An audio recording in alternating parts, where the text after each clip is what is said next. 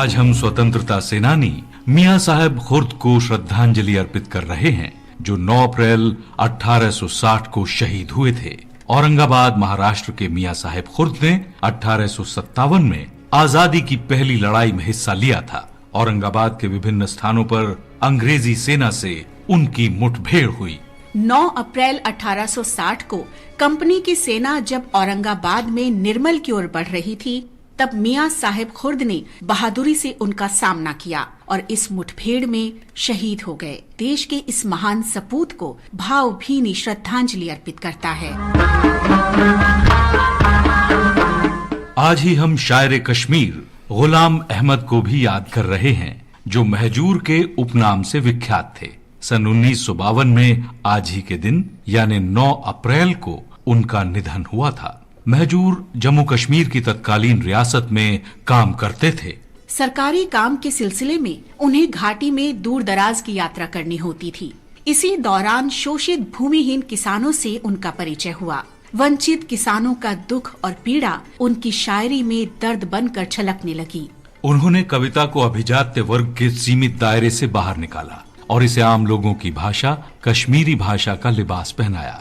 गुरुदेव रविंद्रनाथ टैगोर ने महजूर को कश्मीर के वर्ड्सवर्थ की संज्ञा दी थी। उनकी कविता व्लोहा बागवानों को पुनर्जागरण गीत की तरह अपनाया गया, जिसमें आजादी के लिए कश्मीर की पुकार को आवाज दी गई थी। उन्होंने लोगों से अपने चमन की रक्षा की अपील की और शोषण के खिलाफ आवाज बुलंद करने को कहा।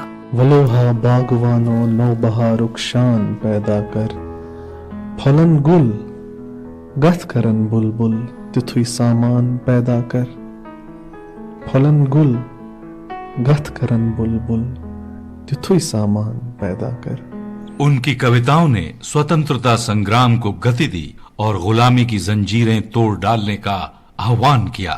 एक और खूबसूरत कविता गुलशन वतन शु सोनाई में महजूर ने बड़े फख्र के साथ राष्ट्र के प्रति अपनी मोहब्बत का इजहार किया है। बुलबुल वनान चुपोशन गुलशन वतन चुसोनई अंज अंज सफेद संगर देवारी संगमरमर।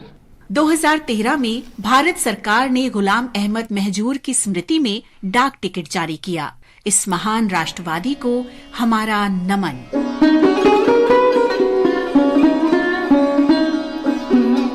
आज हम शरण रानी का भी स्मरण कर रहे हैं, जिनका जन्म 9 अप्रैल 1929 को हुआ था। वो एक शास्त्रीय वाद्य कलाकार थीं और भारत की पहली सरोद वादिका भी। लोग प्यार से उन्हें सरोद रानी कहकर बुलाते थे। शरण रानी का जन्म पुरानी दिल्ली में हुआ था। उन्होंने उस्ताद अलाउद्दीन खां और उनके पुत्र अली अकबर खां से सरोद वादन का प्रशिक्षण लिया। चांदनी चौक में एक गली है, जिस गली का नाम है जुगल किशोर। उसके अंदर हमारे बाबा जी के परिवार के सब मकान हुआ करते थे। उसी एक मकान में हम 10 भाई बहन थे और मैं सबसे छोटी। उस समय अंग्रेज़ों का राज था।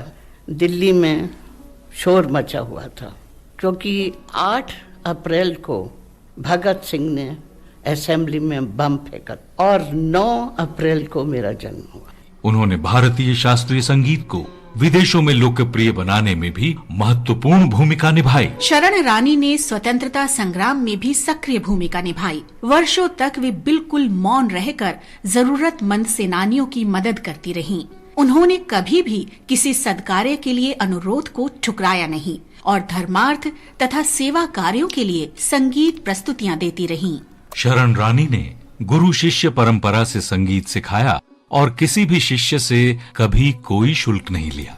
शरण रानी ने दिव्य सरोद मूल, प्राचीनता और विकास इस नाम से सरोद का इतिहास भी लिखा। ये पुस्तक 1992 में प्रकाशित हुई। तत्कालीन उपराष्ट्रपति KR नारायणन ने इसका विमोचन किया। पुस्तक के दूसरे संस्करण का विमोचन पूर्व प्रधानमंत्री श्री I.K. गुजराल ने 2008 में किया। कई वर्षों तक कैंसर से जूझने के बाद अपने 80वें जन्मदिन से सिर्फ एक दिन पहले 8 अप्रैल 2008 को उनकी मृत्यु हो गई। देश की इस महान सुपुत्री को हमारा नमन।